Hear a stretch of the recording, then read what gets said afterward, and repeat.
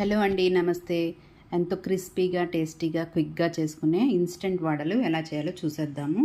Cook చేసి పెట్టుకున్న రైస్ని గ్రైండ్ చేసి పెట్టుకోవాలండి. అలాగే ఒక కప్పు ఇడ్లీ నూక చక్కగా కడిగి దాన్ని కూడా పెట్టుకోవాలి. గ్రైండ్ చేసిన దాంట్లో ఇడ్లీ నూక, అలానే 2 స్పూన్ల శనగపిండి, ఉల్లి తరుగు, పచ్చిమిరపకాయ తరుగు, టేస్ట్ తగినంత సాల్ట్, జీలకర్ర వేసి కన్సిస్టెన్సీ ఇలా వచ్చినట్టుగా కలిపి ఇలా వడల్లా తయారు చేసుకొని పెట్టుకోవాలి. ఇప్పుడు ఒక ప్యాన్ పెట్టుకొని కొంచెం ఆయిల్ వేసుకుంటే సరిపోతుందండి.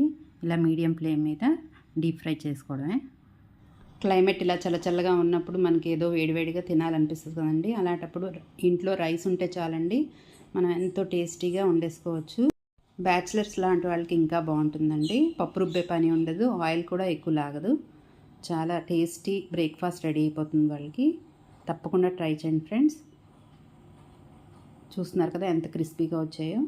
Thank you.